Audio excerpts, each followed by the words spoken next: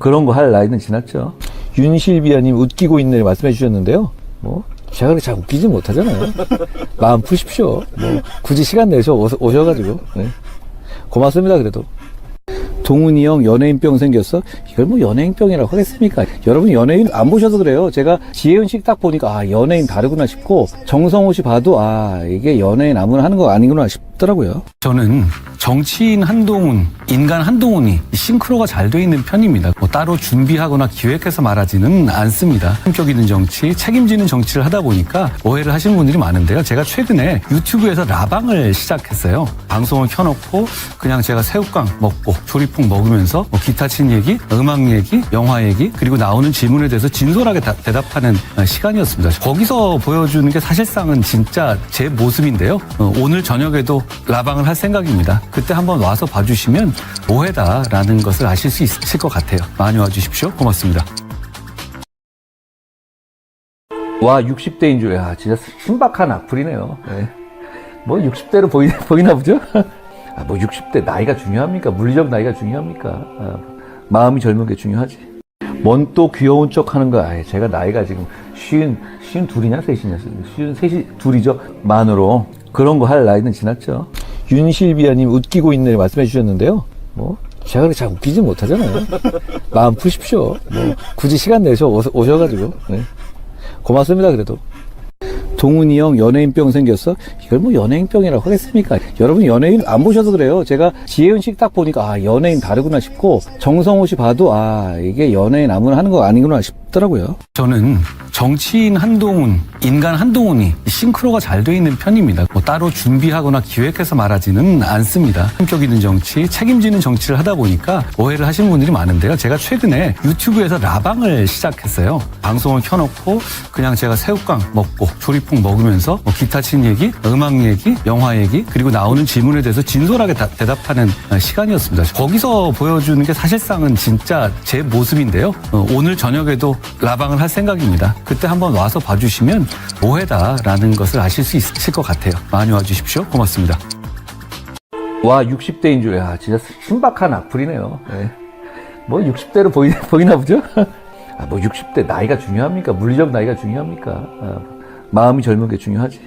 뭔 또 귀여운 척 하는 거야. 아, 제가 나이가 지금 쉰 둘이냐 셋이냐 쉰 셋이 둘이죠. 만으로 그런 거 할 나이는 지났죠. 윤실비아님 웃기고 있네 말씀해 주셨는데요. 뭐 제가 그렇게 잘 웃기지 못하잖아요. 마음 푸십시오. 뭐 굳이 시간 내서 오셔가지고 네.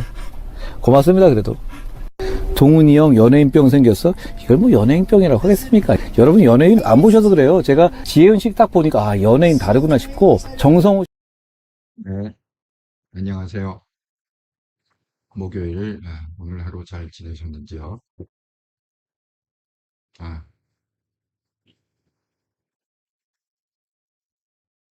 제가, 시작하기 전에, 뭐야, 핸드폰으로, 핸드폰으로도, 가끔 가다가 이게 안 올라가는 경우가 있어요. 그래서 핸드폰으로 먼저 세팅을 해놓고, 시작하도록 하겠습니다.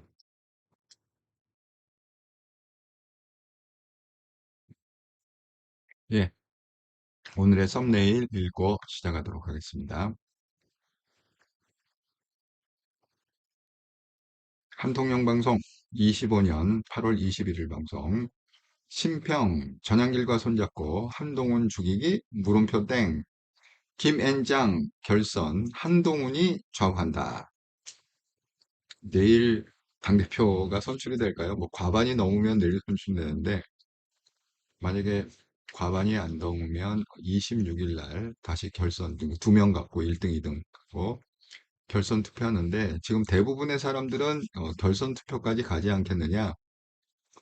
그래서 다시 한번 투표한다. 1, 2등. 근데 그 1, 2등이 누구냐 하면 공교롭게도 예상이 지금 장동혁하고 김문수예요. 거기 뭐 조경태 의원이 좀 예측에는 없기는 한데 자세한 내용은 제가 잠시 후에 분석을 해드리도록 하겠습니다. 사필기 형님 안녕하세요. 반갑습니다. 아유, 반갑습니다. 사필기 형님.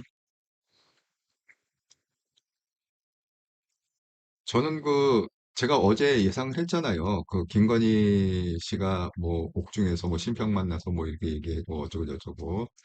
근데 제가 그 얘기 했잖아요. 둘이 만나서 얘기한 거는 우리가 알 수가 없다. 무슨 얘기를 어떻게 하는지 알 수가 없다. 그러니까 이게 진짜일 수도 있고, 가짜일 수도 있고, 아니나 다를까. 하루 지났는데, 그 논쟁이 붙기 시작했습니다. 김건희 쪽에서는 그런 말 한 적 없다. 그렇게 변호인들이 열받아서 얘기하고 있습니다. 자, 그 자세한 내용도 잠시 후에 제가 말씀드리도록 하겠습니다. 그 두 연예인이 오늘 비교돼 갖고 좀 한번 얘기를 하려고 하는데 저는 싸이가 아직도 이렇게 건지한지는 몰랐습니다. 아니 싸이 그러면 우리가 뭐 말춤인가요? 뭐 그걸로 해갖고 강남 스타일 뭐 그거로 정말 세계를 휩쓸었죠. 근데 그게 꽤 된 얘기 아닌가요? 예, 꽤 오래전 얘기죠. 그런데 놀랍게도 아직도 싸이가 속초에서 콘서트를 하면 콘서트 날 하루 당일입니다. 당일만 75억 원 이상 소비가 발생한다. 정말 깜짝 놀랐습니다. 싸이의 인기가 아직도 이렇게 늘 높은 줄 모르고 치솟는지를 정말 깜짝 놀랐습니다. 그런데 이 75억에는 뭐가 계산이 안 된 거냐? 사전결제 숙박료, 그다음에 이튿날 소비 금액은 제외했다. 정말 연예인 한번 부른다는 게 지역에서는 엄청난 유익이고 흥행이구나. 이런 걸 좀 새삼스럽게 다시 알게 됐습니다. 그런데 뭐 오늘 기사 난 건 이제 뭐 싸이 콘서트에 무슨 뭐 티켓을 그냥 무료로 80매를 받았다. 뭐 그 얘기입니다. 네, 그래서 이게 뭐 소방서 직원이라고 그래요. 소방관. 근데요, 여러분 뭐 사업을 좀 해보신 분은 아시겠지만 뭐 필리핀도 마찬가지입니다. 한국도 마찬가지고 이게 사업하는 사람들이 이제 눈치 보는 데가 몇 군데 있는데 그 중에 하나가 소방청, 소방관. 왜냐하면 소방관들이 한번 시비를 걸기 시작하면 끝이 없습니다. 왜 여기 스프링클러가 없습니까? 여기 왜 소화기가 없습니까? 여기 왜 이거 해갖고 하면은 필증을 받게 돼 있거든요. 그걸 갖다가 한 번 받으면 되는 게 아니라 매년 그렇게 받게 돼 있습니다. 근데 거기서 딴지가 걸리면 문을 못 열어요. 여러분 뭐 치킨집 하시는 분들, 뭐 이런 음식점 하시는 분들, 저희가 무슨 얘기인지 너무 잘 아시리라 생각합니다. 그래서 공연할 때도 마찬가지예요. 이게 안전점검이라는 걸 이 소방관들이 하기 때문에 거기서 허락을 안 해주면 공연 못 하죠. 80장, 이해가 갑니다. 80장 그냥 무료 티켓, 그 비싼 티켓을 80장을 준 게 이해가 갑니다, 저는. 예, 오두막님, 선생님 안녕하세요. 방금 잘 듣겠습니다. 아이고, 감사합니다, 오두막님. 자, 그리고 또 하나의 또 기사가 났는데, 이번엔 또 다른 연예인, 황정음 씨죠. 정말 황정음 씨가 처음, 혹시 기억하시나 모르겠어요. 처음 드라마인가에서 처음 봤을 때, 정말, 그렇게, 예쁜 연예인도 있구나, 뭐, 이럴 정도로 아주 뭐죠? 첫인상이 굉장히 강렬했다. 그런 분인데, 지금 이게 횡령 혐의로다가 지금 보고 있습니다. 이게 검찰 오늘 징역 3년을 구형했다. 그러니까 이건 이제 검찰이 구형한 거고 실질적으로 이제 판결은 어떻게 날지 모릅니다. 근데 그 이유가 뭐냐면 그 회사를 세웠는데 본인이 100% 지분 소유, 가족법인 43억을 횡령해서 42억을 포인해 뒀다. 그런데 이게 여러분 이게 좀 종종 일어날 수 있는 일이에요. 왜냐하면 이게 그 법인하고 개인 회사는 하늘과 땅 차이거든요.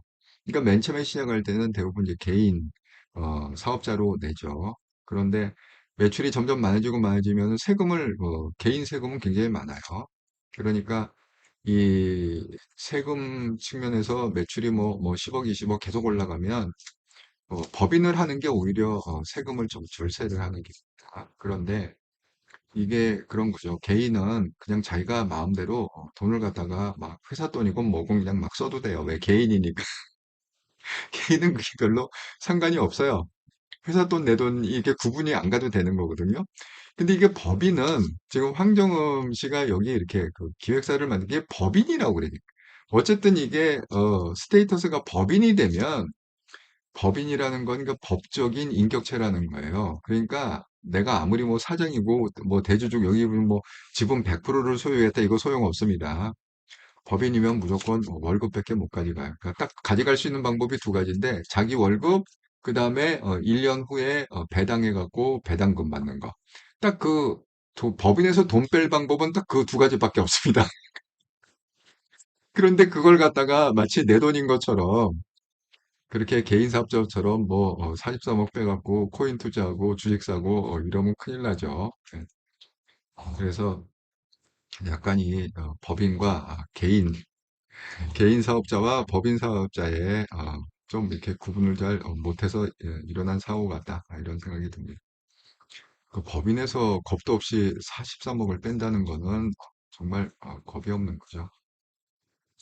자, 그리고 이제 또 하나 화제가 됐던 건 이제 트럼프에 관한 얘기인데 여러분 보세요.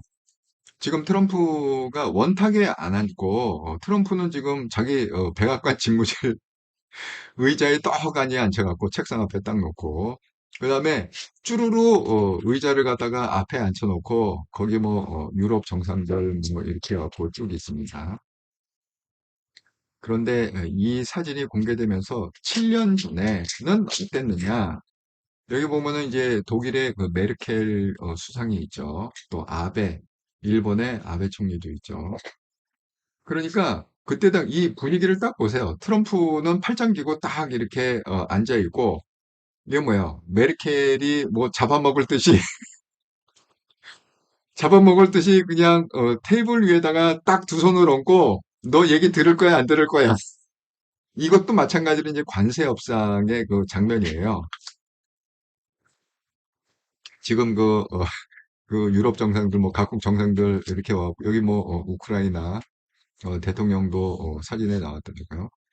어쨌든 간에 지금 하고 있는데 이게 너무 분위기 완전히 다르지 않습니까? 그러니까 이런 걸 보면서 결국은 우리가 힘이 없으면, 그러니까 유럽도 마찬가지도 그 유럽이 힘이 없으면 결국은 이렇게 쪼그려 앉아갖고 원하는 거 다 들어줘야 되는 이제 그런 상황이고 7년 전에 그 메르켈처럼 힘이 있으면 그러면 눈 부릅뜨고 너 말 들을 거야 안 들을 거야 오히려 트럼프가 완전 쫄아갖고 있는 이제 그런 장면이죠. 정말 대한민국에도 이뭐 메르켈 같은 그런 명장들이 나와야 이제 국가가 붙을 텐데 아쉽습니다. 이 메르켈은 고사하고 한동훈 반반인데도 좀 따라가는 그런 정치인들이 나왔으면 좋겠습니다. 그래서 아주 그 인상 깊은 사진이기 때문에 제가 소개를 합니다. 뭐 한마디로 내가 힘이 없으면 그냥 속수무책으로 그냥 당할 수밖에 없다. 내가 힘이 있어야 내 자신을 지킬 수 이 두 장의 사진이 아주 완전히 우리한테 교훈을 주는 그런 사진이라고 제가 생각합니다. 여러분들 다 힘을 기릅시다. 힘을 길러야 될 것 같아요. 자, 이제 그 전당대회 얘기를 갖다가 좀 하자면 이렇습니다. 지금 그 어제 우리가 투표를 했죠. 저도 투표했습니다. 한동훈 대표도 투표했고 많은 분들이 어제 당원 투표를 했죠. 근데 놀라운 사실은 뭐냐면 역대 최고의 투표율이 나왔다는 거예요. 야, 이거 정말 놀랍지 않습니까? 그 지난해에 한동훈 대표가 63%로 당선될 때 그때 1차, 2차 투표가 있는데 그러니까 이게 오늘 이제 수요일, 목요일이잖아요. 그러니까 수요일 날 투표율 보니까 30% 정도 나왔거든요. 한동훈 대표가 당대표 당선될 때. 그런데 어제 17.5%, 야, 이게 굉장히 높은 숫자 아닙니까? 역대 최고의 투표율이 나왔다는 거예요. 저 이제 오늘도 투표했습니다. 왜냐면 어제 이제 투표 못한 사람은 오늘 뭐 개인적으로 뭐 전화 걸거나 뭐 이렇게 하거나 해서 오늘도 하는데 과연 오늘 종합하면은 그 투표율이 몇 프로나 나올지 모르겠어요. 그 지금 잔뜩 다들 그 후보들마다 이 투표율이 높은 게 결국은 나한테 유리하다를 갖다가 지금 하고 있습니다. 뭐 안철수 씨는 합리적 보수 관심으로 투표율이 높아진 거다. 그러니까 안철수를 많이 찍었다. 김문수는 과반 쉽지 않다. 장동혁과 결선 갈 듯하다. 마치 이게 뭐예요? 자기는 당연히 되는데 그냥 50% 넘게 압도적으로 되기는 좀 쉽지 않을 것 같고 어쨌든 되기는 되는데 장동혁과 두 번째 1등, 2등 투표해갖고 26일입니다. 해갖고 당대표가 될 것 같다. 약간 좀 자신만만한 얘기죠. 자, 조경태는 나와 김문수가 결선에 진출할 것 같다. 다들 지금 김문수가 올라가리라고 생각하는 것 같아요. 그 장동혁은 1차서 과반으로 승리할 거다. 약간 좀 뻥이 있습니다. 1차서 과반으로 승리할 것이다. 자, 그런데 여러분이 이제 누구를 찍으셨는지 잘 모르겠습니다. 예. 하지만 어쨌든 관심이 많은 건 사실인 것 같아요. 그러니까 이 쉽게 얘기해서 역대 최고의 투표를 가졌다는 거는 진영이 다 결집을 했다는 거예요. 그래서 뭐 한동훈 쪽은 이제 친한동훈 계열은 물론 조용태 의원으로 결집을 했겠죠. 반면에 이게 지금 완전히 갈리는 게 뭐냐면 이 김문수 쪽으로는 친윤이 결집을 해버리고 장동혁 쪽으로는 전향길이 친길이라고 그러죠. 친길이 결집을 했단 말이죠. 그러니까 각각 자기 후보를 갖다가 그 당선을 시켜야겠다고 그러니까 투표율이 높아질 수밖에 없는 거죠. 서로들 결집해서 밀고 이런 식으로 했으니까. 아이고 열정님 무더운 서울 서울이 굉장히 덥군요. 방송 잘 듣겠습니다. 사실 지금 7월 이제 말 뭐 8월 그때가 가장 더울 때 아닌가요? 연례적으로 정말 굉장히 덥겠네요 지금. 네, 오두막님, 전 책임당원인데 오늘도 문자 못 받았어요. 아, 그래요? 아이고, 어쩐 일일까요? 왜 그게 안 왔을까? 아이고, 열정님, 조경태, 정말 조경태 의원이 됐으면 좋겠는데 지금 뭐 그 평론가들이 이렇게 평론하는 거 보면 다들 다들 김문수하고 장동혁이 결선에 올라갈 거다. 그렇게 얘기가 나오네요. 근데 사실 저도 그렇게 생각합니다. 현실을 보면 김문수, 그러니까 과반 넘기는 좀 힘들고, 왜냐하면 지금 중요한 게 뭐냐면, 그 친한동훈의 당원들이 지금은 조경태를 찍었잖아요. 그래서 이게 과반이 안 되는 거예요. 왜? 그래도 친한동훈 계열이 그래도 뭐 뭐 15%, 20% 정도는 있을 거 아닙니까? 예. 그러니까 이게 과반이 될 수가 없죠. 왜냐하면은 친윤하고 친전환길이 지금 갈려 있는 상태이기 때문에. 그러니까 이제 2차 투표 때, 26일 투표 때는 이 핵심이 뭐냐면 이 한동훈 표가 어디로 갈 거냐? 한동훈 표가 김문수 쪽을 찍을 거냐?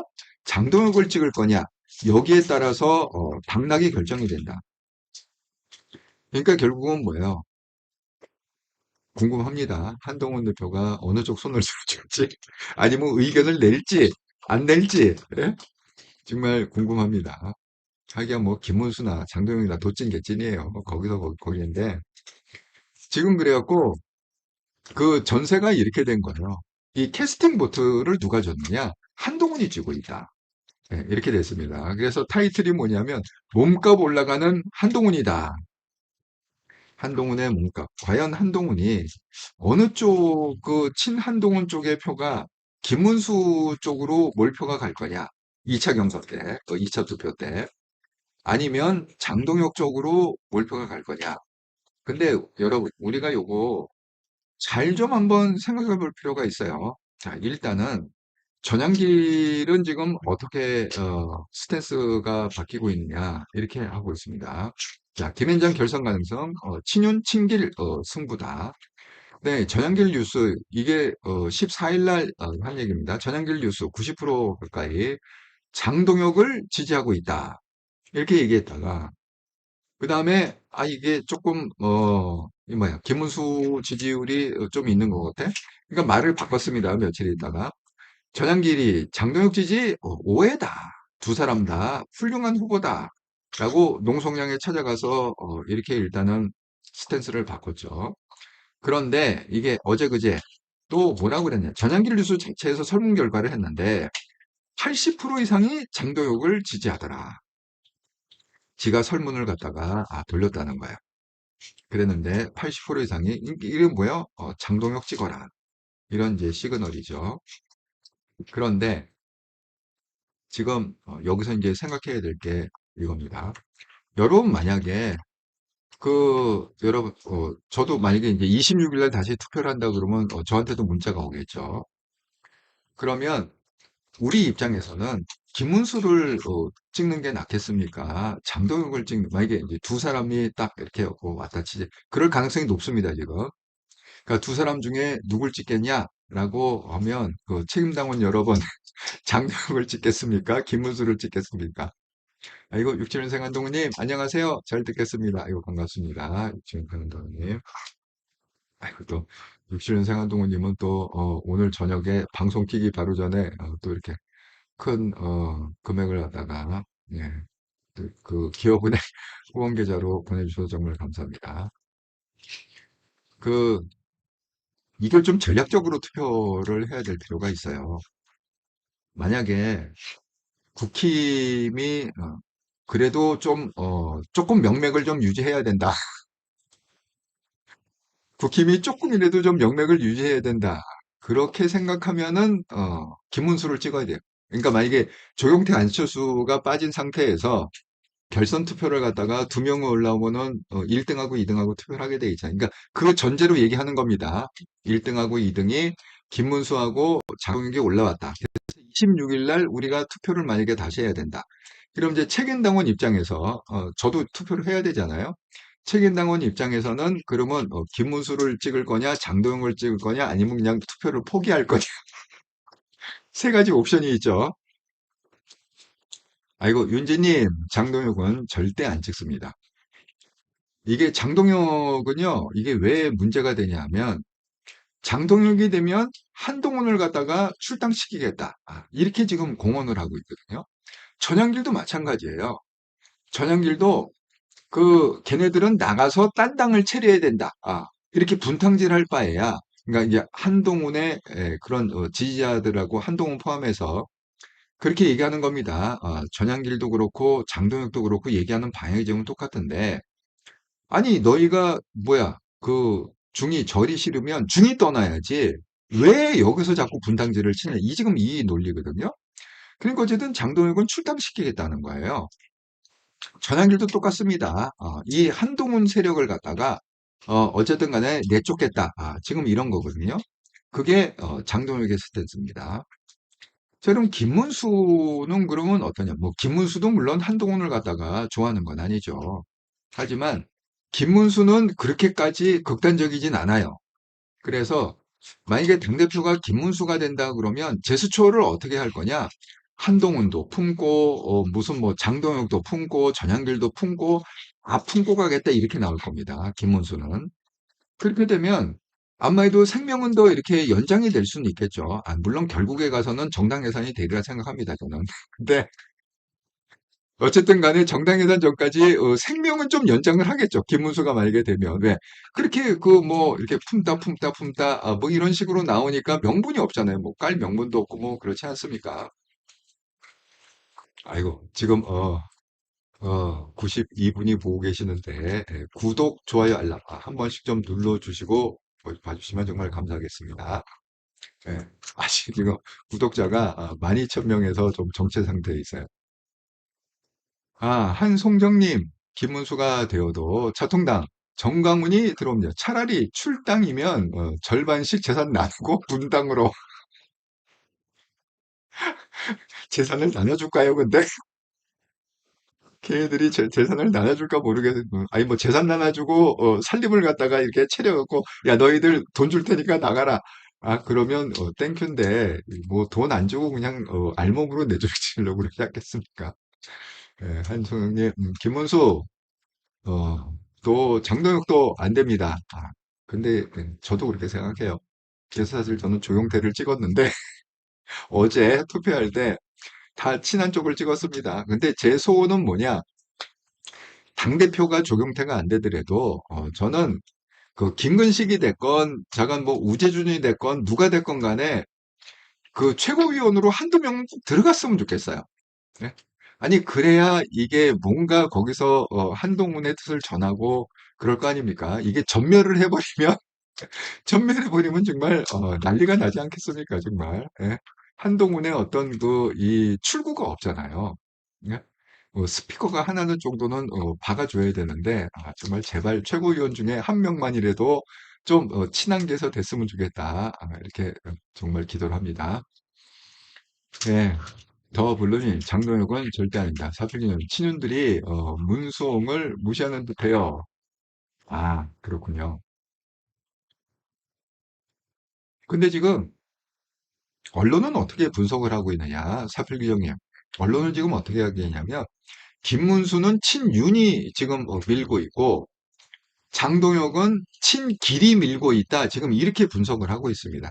그러니까 이제 김문수 이퀄 윤석열 계열, 그 다음에 장동혁 이퀄 전한길 계열 이렇게 지금 분석을 하고 있거든요. 그래서 지금 둘의 승부다. 지금 이렇게 하고 있습니다.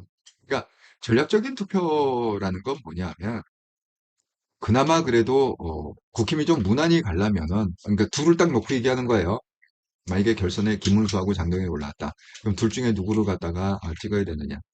전략적으로 생각하면 그나마 좀 무난하게 국힘을 좀 가늘고 길게 끌고 가려면 김문수를 택하는 게 맞고 그 다음에 이왕 정단 해산될 거 빨리 결판 내갖고 빨리 승부를 보자. 빨리 세술은 세부대 이렇게 가면은 전략적으로 장동혁을 해갖고 장동혁이 당대표 제가 이거 정말 장담하건데 장동혁이 당대표 되면요 저는 내년이 아니라 올해 12월 안에 정당 해산이 될 수 있다고 생각합니다. 제가 그 이유를 갖다가 이거 나중에 말씀드릴게요. 지금 정청래하고 이재명이 손을 굳게 잡았거든요. 이재명이 생각을 완전히 바꿨어요. 네. 그래갖고 정청래를 갖다가 대통령 실로 불러갖고 아주 뭐 극진한 대접을 그렇게 하고 힘을 실어줬다. 그거는 뭐냐면 이제 칼잡이를 하나 고용한 거죠. 쉽게 얘기하면 이 정청래라는 결국은 조국은 좀 약할 것 같다. 칼잡이로 쓰기에는 좀 약할 것 같다. 그러니까 차라리 내가 정청래를 그냥 힘을 실어주니 지금 이런 분위기거든요. 이런 분위기에서 장동혁이 만약에 국힘의 당대표가 된다. 그럼 이거 볼 것도 없죠. 예, 12월 안에 정당 예산 청구 들어가리라 생각합니다. 내년까지 기다릴 것도 없습니다. 그렇게 되면 명분이 확실하니까 그렇습니다. 그래서 여러분이 선택을 하시라. 가늘고 길게 그, 가길 원한다. 그러면 김문수 그냥 빨리 끝내고 그냥 세술은 세부대 그냥 빨리 그냥 해버리자. 그러면 장동혁에 투표하시면 됩니다. 어쨌든 간에 누가 당대표가 되느냐는 어디에 달렸느냐? 한동훈 쪽에서 어느 쪽을 찍어주느냐? 거기에 따라서 김문수가 될 수도 있고 장동혁이 될 수도 있다. 그래서 몸값 올라가는 한동훈 이렇게 돼 있습니다. 자, 그래서 지금 전당대회 얘기는 그렇게 이해를 하시면 될 것 같고 자, 제가 지금 말씀드린 대로 방금 전에 그 지금 이재명이 드디어 정청래를 갖다가 대통령실로 불러서 힘을 실어줬다. 이렇게 얘기했습니다. 그래서 만찬을 했다. 지도부를 초청해갖고 정청래가 이제 새로운 당대표가 됐잖아요. 그러니까 이제 지도부 구성회의가 지도부 초청해갖고 대통령실에서 저녁을 만찬은 저녁이죠. 자, 그 자리에서 뭐라고 얘기했느냐? 9월 안에 검찰 개혁을 처리하겠다. 대통령 결단에 감사한다. 앞으로 당정대 원보이스로 단합하자. 이렇게 지금 정청래가 거기서 정청래가 얼마나 기분이 좋았겠어요. 네? 그 이재명 지금 이제 이 설이 굉장히 많잖아요. 그 이재명이 결국은 조국을 갖다가 사면한 건 뭐냐? 정청래를 견제하기 위해서 사면한 거다. 이게 다수설이었잖아요. 모든 언론도 다 그렇게 분석을 했습니다. 그런데 뜻밖의 이재명이 정청래하고 정청래 그 지도부를 갖다가 불러갖고 힘을 팍 실어줘. 그래, 네가 원하는 대로 그냥 추석 전에 끝내버려라. 추석 얼마 안 남았어요. 네, 10월 첫째 주가 추석이라고 그랬습니다. 이제 한 달 남았습니다. 그러니까 한 달 안에 그냥 전격적으로 그냥 끝내버려라. 이 얘기, 그 끝난다는 게 뭐냐면 이런 거예요. 자, 입법을 갖다가 이제 마이웨이로 가는 겁니다. 뭐 타협이고 자시고 없습니다. 아니, 왜냐하면 지금 이재명하고 정청래가 손을 잡았다는 건 뭐예요? 행정부하고 행정부의 수장인 이재명과 대통령과 그다음에 뭡니까? 국회를 장악하고 있는 민주당의 대표죠. 당대표죠. 그러니까 손을 잡았다는 건 뭐냐면 아무도 못 말린다. 이제는 정청래가 하는 일에 대해서 아무도 말릴 수가 없다. 왜? 대통령이 견제를 갖다 안 하기 때문에. 그럼 뭐요? 정청래가 원하는 거 다 할 수 있습니다. 자, 그런데다가 드디어 오늘 그 정청래가 뭐 신임 법사위원장으로 추미애를 갖다가 한다고 그랬잖아요. 자, 오늘 임명이 됐습니다. 추미애가. 그래갖고 뭐 말년에 너무 큰 일을 뭐 힘든 일을 맡아서 뭐 감사하다 어쩌고 저쩌고 뭐 우리 법사위 우리 법사위 예, 수고해달라 그랬더니 검찰개혁, 언론개혁, 사법 이 지금 3대 개혁이라고 그러잖아요. 자기네들이 주장하고 있는 검찰개혁, 언론개혁, 사법개혁 반드시 완수하겠다. 자, 이렇게 되면은 지금 법사위원장하고 정청래의 생각이 똑같다는 거잖아요. 자, 정말 그 온갖 법들이 정말 일사천리로 통과가 될 겁니다. 이렇게 되면. 그러니까 그 뭐 노봉법 우리가 얘기하는 노봉법이고 뭐고 이제는 이제 막을 길이 별로 없는 것 같아요. 자, 일사천리로 지금 통과를 할 거다. 왜냐하면 지금 국힘을 보세요. 그 제1야당이라고 그러는데 무능하잖아요. 아무 힘도 없잖아요. 지금 자기들끼리 싸우기에 바쁘잖아요. 뭐 친윤이니 친길이니 이렇게 갖고 설사 김문수가 당대표가 된들 무슨 힘이 있겠습니까? 설사 장동혁이 당대표가 된들 어떻게 이 거대 민주당 그리고 대통령 어떻게 싸우겠어요? 싸울지도 모르고 그러니까 본인은 그냥 죽기만 기다리는 거죠, 그냥. 죽기만 기다리는데 그걸 갖다가 한 달 더 연장하고 두 달 더 연장하고 지금 그 작전만 쓸 수밖에 없지 않습니까? 그냥 쉽게 해서 숨은 쉬는데 그냥 식물인간 같은 그런 정당 아닙니까, 지금? 아무 힘도 없고 아무 전략도 없고 그냥 오로지 자기 배지 지키고 밥그릇 지키는 그런 정당이 지금 국힘 아닙니까? 그러니까 이게 입법이 마이웨이로 되면 무슨 놈의 그 뭐 이제는 뭐 도저히 국힘이 뭐 피켓 시위팅을 하건 뭐를 하건 이게 해낼 방법이 없습니다. 자, 그리고 또 뭐를 이게 지금 그 단독으로 나온 얘기인데 공공기관장 344곳 전부 교체를 추진하겠다. 그동안 뭐 무슨 알박기로 해갖고 뭐 버티느니 어쨌느니 뭐 그래서 뭐 광복 회장이니 뭐 이런 얘기가 많이 나오잖아요. 뭐 전현희 얘기도 나오고 뭐 많이 나오지 않았습니까? 그리고 뭐 방송통신위원장 얘기도 나오잖아요. 이런 게 이제는 일사천리로 밀어붙여갖고 다 교체해버리겠다는 거야. 무려 344곳에 단체장을 갖다가 전부 100%한 명도 빠짐없이 교체를 하겠다. 자, 드디어 이재명과 정청래가 손을 굳게 잡고 드디어 이제 폭풍을 한번 몰아치겠다. 대한민국에 그런 출정식을 한 겁니다. 이 만찬이라는 게 그런 의미죠. 아, 조아서님, 아이고 새로운 아이디 감사합니다. 장폴더 죽는 날까지 저주한다. 그러니까 정말 장폴더는 빨리 정계를 떠나야 돼. 이게 뭐 국회가 아니라 이 정계를 떠나야 돼. 이런 사람이 정치하면 안 된다고 생각합니다, 저는. 제가 그 히스토리를 얘기했죠. 그 김정혁 씨가 그 페이북에 올린 진도에 관한 그 히스토리를 제가 방송을 했습니다. 아니 그런 분이 어떻게 정치를 계속할 수 있는지 이해가 가지 않습니다. 예, 윤지님, 조하선님, 저도 같은 생각입니다. 장동영 앞으로 의원직이고 뭐고 뭐든지 막을 겁니다. 정생명 끊어야 됩니다. 빨리 좀 퇴출이 됐으면 좋겠어요. 이 정민님, 장벌더, 박수무당, 정계 떠나야 합니다. 밤엔 용사, 그 술친구 한 인간, 철벌, 예.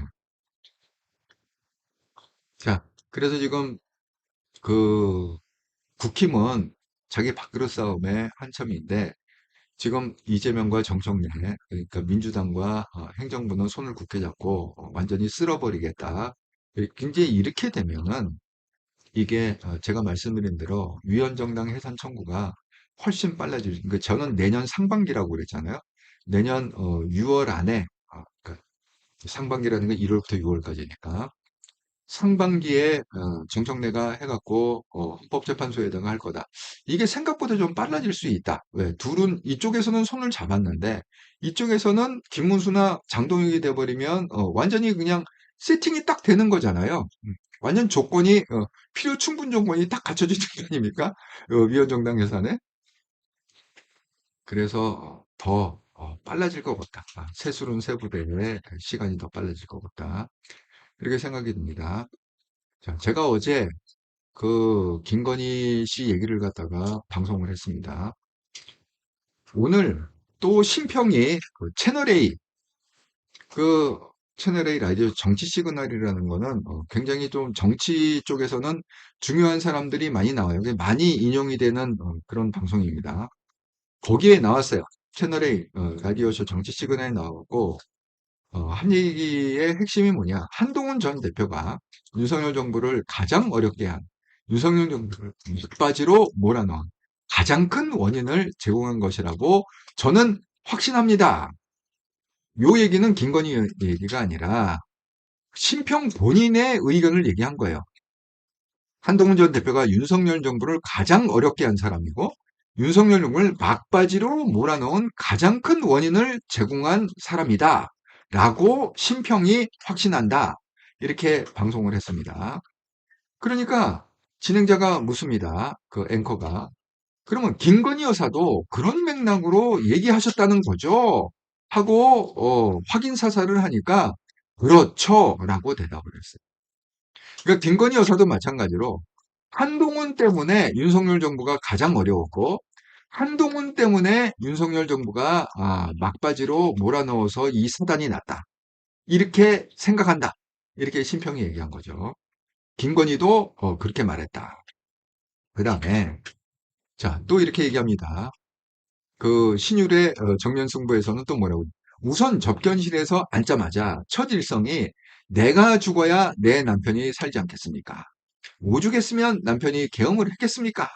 그런 말씀을 하신 걸로 기억을 해요. 여러분, 왜 심평이 이런 얘기를 갖다 하냐면 이게요, 또 경제적인 이유도 있어요. 왜냐하면 이거 한번 페이스북에 써갖고 이게 알려진 거라고 그랬잖아요. 이거 한번 하면요, 여기저기서 막 부릅니다. 왜? 아니, 이걸 갖다가 단독 인터뷰한 거 똑같은 거잖아요. 김건희하고 딱 둘이 만났다는 거잖아요. 변호사 접견실에서. 그러니까 아니 이것처럼 빅뉴스가 어습니까? 그러니까 막 전화통에 불이 났을 거야. 심평의 전화통에. 그러니까 뭐 채널A 정치시그널에서 부르고 신율의 YTN에서도 부르고 자간 온갖 뭐 연합뉴스니 뭐니 자간 뭐 온갖 군데서 다 불러갖고 한 말씀 해주세요 한 말씀 해주세요. 이거 그냥 부릅니까? 부르면 그냥 부릅니까? 아니 부르면 최소한 한 플러스 마이너스 100만 원 정도 출연료를 줘야 될 거. 10군데만 불어도 그냥 하루아침에 1,000만 원 벌어. 이게, 이게 괜히 하는 얘기가 아니에요. 이게 돈벌이야, 일종의. 예? 그런 측면도 있다. 알고 계시라. 이렇게 말씀드립니다. 사필기정님, 그렇게 되면 죄명이 지지율이 온전할라나? 지금 이제 지지율이고 자시고 이제 생각 안 하고 그냥 쓸어버리겠다. 뭐 이런 얘기죠. 심평할배, 나이가 몇 개인데. 남 탓이냐? 참으로 못났다. 모질이야. 그런데, 자, 여기 중요한 얘기가 하나 있어요. 제가 어제 그랬잖아요. 이건 가능성이 있다. 자, 진짜 김건희 여사가 그렇게 얘기했을 가능성. 아니면 심평이 그렇게 김건희가 얘기 안 했는데 심평이 그냥 자기 입맛에맞게 얘기했을 가능성. 이 두 가지를 놓고서 우리가 생각해야 된다. 이렇게 어제 제가 방송을 했습니다. 아니나 다를까 오늘 드디어 김건희가 변호인을 통해서 난리를 쳤습니다. 심평이 뭐라고 그랬느냐? 제가 이제 어제 말씀드렸죠. 김건희 여사가 한동훈 배신 안 했다면 무한한 영광이 있었을 것이다. 이렇게 얘기했다고 했잖아요. 그래서 그걸 썸네일로 쓰지 않았습니까? 그런데 김건희 변호인단이 이렇게 얘기를 했습니다. 내가 한 말이 아니다. 김건희와 내가 한 말 아니다. 심평 위로하러 왔다고 했는데 밖에서 그런 얘기를 했나? 어? 정말 믿기기 어렵다. 왜 내가 한 말도 안 한 말을 갖다가 마치 한 말처럼 거짓말하고 다니냐? 이렇게 얘기했습니다. 자, 그 근거가 이게 조금 설득성이 있어요. 자, 김건희 여사 변호단이 자, 어떻게 지금 얘기하느냐? 심평 무단으로 김건희 여사를 접견했다. 윤석열이 보낸 사람 인척 접견 신청을 받아냈다. 한동 관련 발언. 김 여사 입에서 나온 것 아니다. 명백한 여론 조작이자 언론 플레이를 하고 있다. 여러분 이게 무슨 얘기냐면 여기 보면은 지금 뭐예요? 접견실에서 변호인 접견실에서 그렇게 둘이 얘기를 했다. 이렇게 심평에 밝혔거든요. 그런데 변호인 접견실에서 얘기를 하려면 수임을 해야 돼요. 아무 변호인이나 가갖고 뭐 아무 변호사나 가갖고 뭐 만납시다 뭐 해갖고 이게 만나지는 것도 아니고 그렇게 갖고 뭐 변호인 접견실을 갖다가 주는 것도 아니고 그렇습니다. 그러니까 수임 자기가 김건희를 갖다가 변호하는 변호사다. 재판정에서 내가 김건희를 변호하는 변호사다라고라는 어떤 그런 게 있어야 그래야 변호인 접견실을 갖다가 내주고 거기서 얘기를 할 수가 있습니다. 그런데 심평이 지금 김건희를 변호하는 변호인이 아닙니다. 그러면 그러면 왜 구치소에서 그럼 왜 그걸 허락을 했느냐? 심평이 그걸 갖다가 어떻게 썼느냐? 신청을 할 때 어떻게 썼어요? 이거는 이제 그 현재 변호인들이 패널로 나와서 하는 얘기예요. 심평이 그 구치소에다가 면회 신청을 할 때 현재로는 내 이름이 안 들어가 있지만 앞으로 내가 김건희를 갖다가 변호할 변호인 명단에 들어갈 거다. 그러니까 변호인 접견을 허락해달라. 이렇게 썼기 때문에 그 만남이 가능했다는 거예요. 이해가 되시죠? 그런데 실질적으로 심평이 지금 김건희가 심평을 수임을 한 겁니까? 아니죠. 예? 그건 아닙니다. 그러니까 그 김건희 쪽에서는 지금 이렇게 얘기하는 거예요. 이게 뭐냐? 무단으로 김건희 여사를 접견. 이게 그 뜻입니다. 무단으로. 왜? 변호인 접견실을 쓰려면 그 수임받은 변호인 또 앞으로 수임받을 그 사람이 확실한 변호사만 그렇게 변호인 접견실을 쓸 수 있는데 심평이 변호인 접견실을 썼다는 건 뭐냐? 자기가 마치 김건희를 갖다가 수임한 변호사처럼 이렇게 신청서를 냈기 때문에 그러니까 무단이라는 거죠. 가짜 사기친 거다. 심평이 면회 자체를 사기성으로 한 거다. 이렇게 지금 주장하고 있습니다. 그리고 또 하나의 이유는 뭐예요? 마치 윤석열이 보낸 사람인 척 접견 신청을 받아냈다. 자기 남편이 보낸 사람인 척 해갖고 결국은 접견을 했다. 이런 겁니다. 그리고 더더군다나 한동훈 관련 발언은 김 여사 입에서 나온 게 아니다. 이렇게. 그런데 이걸 갖다가 물론 김건희 여사 변호인단을 내 얘기를 갖다가 100% 믿을 수는 없죠. 하지만 제가 어제 그 말씀드린 대로 지금 그 보면은 심평의 얘기는 뭐냐? 한동훈을 죽이기 위한 얘기예요. 여기 보세요. 자, 심평은 지금 뭐라고 그랬느냐? 김건희가 아니라 자기 생각이 그렇다는 거야. 한동훈이 윤석열 정부를 가장을 하게 했고 한동훈 때문에 윤석열 정부가 망했다. 이렇게 지금 본인이 확신한다는 거잖아요. 근데 이 얘기는 누구 얘기하고 똑같냐? 전향길 얘기하고 똑같아요. 전향길의 주장이 그렇거든요. 여기까지 온 거는 누구 때문이냐? 한동훈 때문이다. 그렇게 전향길이 그래서 한동훈을 출당시켜야 된다는 거 아니야? 그 세력을 뭐 나가서 뭐 지네들끼리 당을 차리든 뭐하든 내쫓아야 된다. 이게 지금 전향길의 주장 아닙니까? 이게 또한 장동혁의 주장 아닙니까? 그러니까 결국은 이 심평이 전향길하고 손을 잡은 거예요. 음모론이죠. 한동훈 죽이기 위해서. 제가 어제도 그 방송하면서 잠깐 그 만에 하나 어제 뭐라고 그랬어요? 내가 죽어야 남편이 뭐 풀려날 것 같다. 이런 얘기를 갖다가 그 정말 살벌한 얘기를 했다고 어제 제가 방송하지 않았습니까? 정말 만에 하나 김건희가 만약에 극단적인 선택을 해갖고, 떻게 정말, 불미스러운 일이 생겨버리면, 그걸 갖다가 누구한테 뒤집어 씌운다? 분명히 심평하고 장동혁하고 전향길은 그쪽 계통에 있는 사람들은 그거를 갖다가 다 한동훈 때문에 결국은 이런 극단적인 선택이 돼갖고 결국은 죽었다. 이렇게 또 뒤집어 씌울 거란 말이에요. 그러면 정말 그 돌이킬 수 없는 이건 배신자 프레임입니다. 완전히 한동훈을 갖다가 정치계에서 죽이려는 완전한 음모론의 시작이다. 그렇게 말씀을 드립니다. 그러니까 그 이게 김건희 여사가 이렇게 극구 부인을 한다는 건 뭐냐? 이건 뭔가 깨름직하다는 거예요. 이게 100% 정말 김건희의 말이 이렇게 나왔겠느냐? 이거는 뭐 심평과 전향길과 장동혁과 이 모종의 음모가 있는 게 아니겠느냐? 이런 가능성도 있다는 거죠. 우리는 뭐 알 수가 없죠. 내가 옆에 뭐 접견실 옆에 있던 것도 아니고 알 수가 없죠. 그런 가능성이 충분히 있다. 이렇게 얘기하고 있습니다.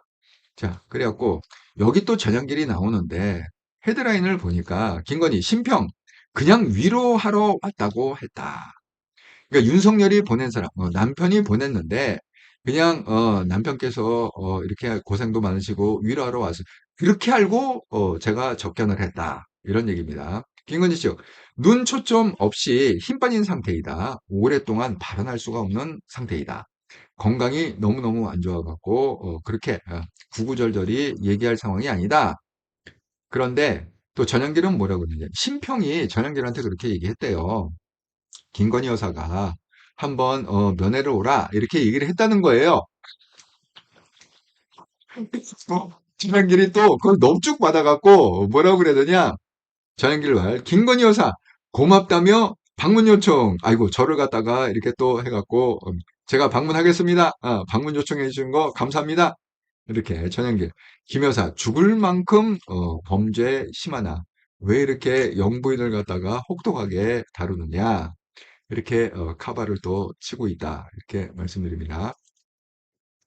이정민님 쪽에서 거짓말이라고 고소한답니다. 누구 말이 맞는지 예, 말씀드린 대로 김건희 쪽에선 지금 방방 뜨고 있습니다. 말도 안 되는 얘기다. 이정민님 건희 재단 때문에 절대 안 죽어요. 예. 정말 저는 만에 하나라도 그런 일은 좀 없었으면 좋겠습니다. 예. 정말 그런 일이 생기면 정말 대한민국의 비극이다. 예. 그렇게 생각합니다. 그렇게 극단적인 선택하는 일은 절대 좀 없었으면 좋겠다. 이렇게 말씀드립니다. 자, 지금 이제 김건희의 주장은 뭐냐면 이런 거예요. 이게 결정적으로 구속된 게 그 서희건설 회장 때문에 그랬잖아요. 서희건설 회장이 자술서를 갖다가 특검에 냈는데 3종 세트를 갖다가 내가 저 목걸이, 귀걸이, 브로치 이렇게 해갖고 했고 뭐 청탁했고 뭐 그 국회 국무총리 비서관 자기 사위를 그렇게 해갖고 비서실장으로 했고 뭐 이런 자술서를 쓰는 바람에 이게 빼박으로다가 그 구속이 된 거잖아요. 그래갖고 지금 김건희 쪽에서는 이렇게 지금 얘기를 한대요. 이봉관 서희건설 회장이 이재명과 손잡고 우리를 죽이려고 저렇게 하는 거다. 이렇게 지금 그래서 오늘 3차 소환을 했다고 합니다. 특검에서. 그래갖고 오늘 3차 소환이 끝났는데 그랬는데 대부분 2차에도 마찬가지죠. 진술 거부권. 그래서 대부분 진술 거부권을 행사했다. 지금 이렇게 나오고 있습니다. 술라미님, 사익은성 있는 사람들은 거짓말만 하다 보니 재판에 악의 역행 끼칠까봐 변호인단과 모두 말 맞추고 언론 플레이 하는 것 같아요. 건의의 계략. 그 되게 보면은 이렇게 좀 원래 김건희가 말이 많은 사람이래요. 주저리 주저리. 왜냐하면 우리가 녹취를 들어보면 정말 쉴 새 없이 말하잖아. 쉴 새 없이 말하잖아요. 그래갖고 변호인단이니까 그 일설에 의하면 이런 얘기가 있어요. 변호인단이 그냥 말 많이 하지 마시고 오히려 그냥 대부분 거부하고 왜 그러냐? 어차피 법정 가서 싸우면 되니까. 지금은 이게 조사 단계잖아요. 검찰 조사 단계니까 거기서야 그렇게 뭐 말 많이 하실 필요 없습니다. 그리고 그 공방은 어디서 하느냐? 그냥 재판정에서 합시다. 법원에서 합시다. 이런 전략인 것 같습니다. 육천생 한동훈님, 윤건희 주변에는 왜 저런 비열한 것들과 있는지 한편으로는 불쌍한 것 같지만 확실한 것은 그런 간신배 인간들을 가까이 하고 충신은 배척한 자승자박, 자업자득이니 꼭 불쌍하다고 할 수도 없고 참 인생이 불쌍하네요. 원래 그 유유상종이라고 그렇습니다. 그러니까 그 성경에도 보면 씨를 뿌린 대로 거둔다 이런 거 있잖아요. 한국말에도 콩 심은 데 콩 나고 팥 심은 데 팥 난다. 그러니까 자기가 주변에 누구하고 아니 이런 그 좋은 케이스 중에 하나가 이런 게 있어요. 어떤 사람을 파악하려면 그 주변 사람을 그러니까 어떤 사람들하고 친구고 어떤 사람하고 어울리는지 그 주변 사람을 파악하면 그 사람이 보인다 이런 얘기가 있거든요. 그러니까 사실 그 김건희나 윤석열 주변에 뭐 술 친구하고 아니 지금 뭐 권성동 권영세 그렇게 자랑하고 맨날 술 마신다고 자기 대통령실 가서 밥 먹고 왔다고 그렇게 자랑질하던 사람들 지금 다 어디 가 있습니까? 예? 코빼기도 안 보여요? 그렇습니다. 그러니까 우리도 주변에 제대로 된 사람을 많이 놔야 된다. 쓸데없는 사람은 그냥 빨리빨리 손절하시라. 이렇게 말씀을 드립니다. 예, 황말미님, 아이고, 또 새로운 아이지, 반갑습니다. 김건희는 극단 선택할 인간이 아님, 잘못 반성하지 않는 잘못된 인성소유자. 예, 제발 정말 그랬으면 좋겠어요. 극단적인 선택은 좀 안 했으면 좋겠다. 그러면, 이게 정말 대한민국에도 비극이다. 이렇게 말씀드립니다. 자, 자꾸 이게 지금 한동훈 얘기가 뜻밖의 심평 입에서 오르내리고, 뭐, 김건희가 이랬다 저랬다 하니까 한동훈 대표 가만히 있을 수가 없잖아요. 자, 페이스북에다가 짧지만 강력한 어필을 했습니다. 자, 3시간 전 오늘 오후에 쓰는 거죠. 자, 한동훈 대표가 페이스북에다가 이렇게 썼습니다. 김건희 여사, 심평씨 두 사람 사이에 무슨 소리가 오갔는지 모르겠으나 분명한 것은 저는 무한한 영광을 대가로 준다 해도 매관 매직과 불법 계엄을 막습니다. 그것이 국민을 배신하지 않는 길입니다. 앞으로도 그럴 겁니다. 이렇게 짧지만 강력한 어필을 했다. 이렇게 말씀을 드립니다. 정말 그 한동훈 같은 사람이 없지 않습니까? 근데 여기에 제가 이제 한동훈의 글을 보면서 그 생각을 한 게 여기 보면은 매관 매직 이렇게 썼거든요. 매관 매직. 무한한 영광을 대가로 준다 해도 매관 매직과 불법 계엄을 막겠다. 실질적으로 그 윤석열 정부에서 매관 매직을 한 사례가 있다는 것을 한동훈 대표가 아는 것 같습니다. 자, 그리고 이제 또 이게 어제 쓴 건데 기관이 가까스로 막은 오늘 주가 보고도 노봉법 밀어붙이겠다고 선언. 국장 포기 선언. 이재명 정부도 전광판 안 보기로 한 건가요? 기업을 해도 당정대 노란봉투법 원안대로 통과시키겠다. 그러니까 이게 그 아까 제가 말씀드린 대로 그냥 지금 손을 들어줬기 때문에 이재명이 이미 정청래하고 손을 잡고 그냥 같이 그냥 휩쓸어 버리자 이렇게 했기 때문에 이걸 막을기가 쉽지가 않습니다. 이제는 뭐 국민 눈치고 자시고 이제 보지 않겠다는 거죠. 그래서 어차피 법으로 이재명의 어떤 그 개인 그 사법 리스크 그걸 다 막아버리면 되는 거기 때문에 법으로 뭐 해갖고 개정하고 하고 대통령은 뭐 면직이다 해갖고 없애고 뭐 그래서 선거법 위반 뭐 1,000만 원 이상 내지는 뭐 자기 입맛에 맞게 그냥 다 막아서 통과 해갖고 소급 적용 이러면 끝나는 거 아닙니까? 그렇기 때문에 이제 무서울 게 없다 이렇게 판단을 한 것 같아. 그래서 조금 대한민국의 앞날이 많이 걱정이 된다. 하지만 이렇게 얘네들이 다 쓸어버리겠다라고 하면 할수록 어떻게 될 것 같습니까?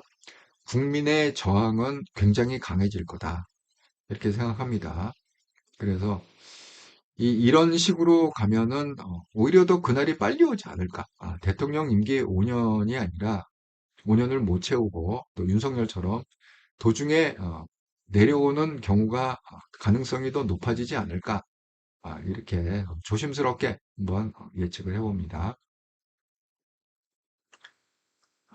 정말 그 대한민국의 상황은 정말 풍경등화의 그런 상황이라고 생각합니다.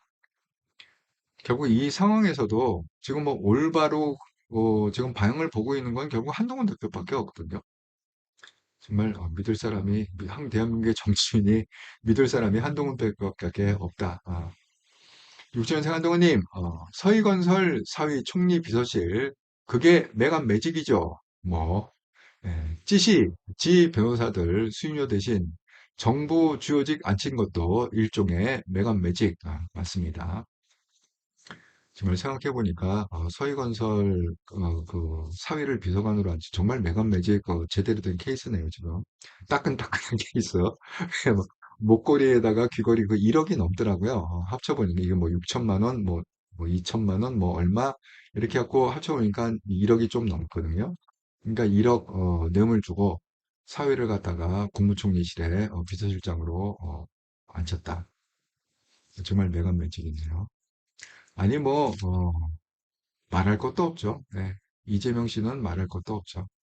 이재명 씨는 저기 그 공천 때부터 그러지 않았습니까? 자기 변호사들 뭐 5명인가 배치 달아주고 그걸로 변호사비 퉁치고 아니 그 얘기를 제기한 게 아니라 한동훈 대표가 변호사 대납 그 의혹을 갖다가 그때 제기한 거 아닙니까? 그래서 공천 준 거다. 지금도 뭐 변하지는 않은 것 같습니다. 윤재님, 왜 세상은 깨끗하고 정의로운 사람이 인정받지 못하고 억울해야 하는 걸까요? 윤재님, 그 질문을 잘 해주셨는데, 그 얘기는 제가 오늘 목요일이잖아요.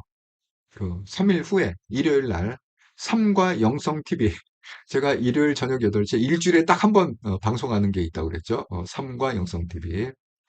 여러분 그 인터넷 검색하셔갖고 삼과 영성TV 이렇게 치면 바로 뜹니다. 그건 뭐냐면, 이게 눈에 보이지 않는 세계, 영적 세계에서 이 현실을 한번 분석해 보자. 일주일에 한 번. 그때 제가 자세히 설명을 드리겠습니다. 왜 세상은 깨끗하고 정의로운 사람이 인정받지 못하고 억울해해야 하는 걸까요? 에 대해서 그때 영적 세계의 관점에서 한번 잘 설명을 드리도록 하겠습니다. 예, 한통영 방송을 후원해주셔서 정말 감사합니다. 8월 11일에서 18일까지. 구독원, 기업은행 계좌로 후원은 없었고요. 슈퍼챗으로 후원해주시면 민님, 사필규정님, 엘리아님 감사드립니다. 멤버십 후원은 없었고요. 특별히 지난주에는 민님이 호주에 계시는데 호주 달러로 200달러 굉장히 큰 금액입니다. 그것을 슈퍼챗으로 보내주셔서 감사의 마음을 일주일 동안 전합니다.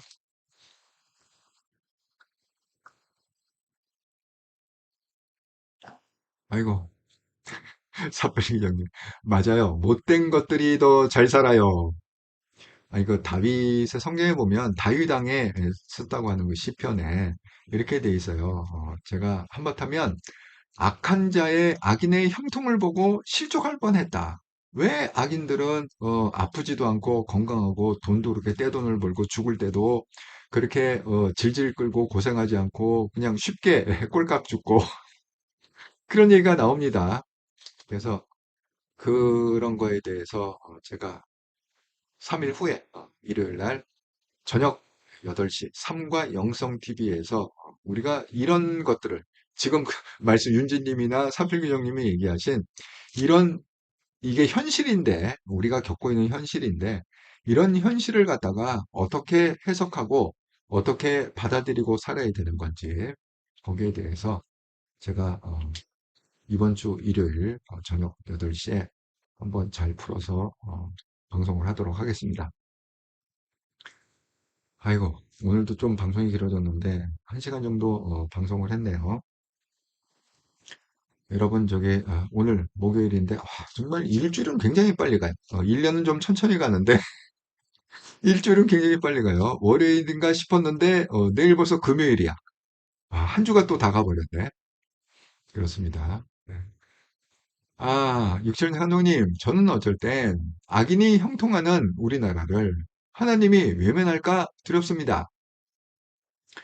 저도 이제 그게 좀 걱정이긴 한데, 이게 그 성경의 원리에 의하면 어떻게 되냐면, 이게 자정 작업이 안 되잖아요? 그러니까 옛날 이스라엘도 그렇고, 막 이게 대한민국이 이게 자정 작업이 안 된다. 예를 들어서 대한민국 스스로가 한동훈 같은, 그렇게, 훌륭하고 정직한 정치인을 선택을 해서 대통령을 세우고, 이게 이제 자정 작업이죠. 스스로 할 수 있는 게. 근데 성경의 원리에 보면 이게 자정 작업이 안 된다. 그러면 주변에 강국을 들어서 갖고 이걸 쳐버려요. 쳐갖고 노예로 뭐 한 70년 보내기도 하고 노예 생활을 갖다 한 400년 하기도 하고 자관 뭐 이런 식으로 쳐갖고 다시 회복시키는 이제 그런 방법이 있거든요. 그러니까 그런 최악의 방법을 당하지 않았으면 좋겠다. 이렇게 말씀드립니다. 어쨌든 우리는 자정 작업을 하려고 끝까지 노력을 해야 되고 대한민국의 이 정치의 자정 작업을 할 수 있는 분이 누구냐? 결국은 한동훈 대표밖에 없다. 이렇게 말씀을 드립니다. 예, 사필기 형님, 한동훈님, 네, 걱정 많이 됩니다. 기도 많이 합시다. 정말 걱정이 많이 될수록 우리가 기도를 많이 해야 될 것 같습니다. 자, 즐겁고 행복한 저녁 시간 되시고요. 저는 또 내일 금요일도 저녁 7시 30분에 정기 방송에서 뵙도록 하겠습니다. 혹시 내일 오전에 또 충격적인 어떤 사건이 있으면 제가 한통령 속보 방송으로 한번 방송을 하도록 하겠습니다. 이렇게 또 긴 방송에 함께 해주셔서 감사합니다.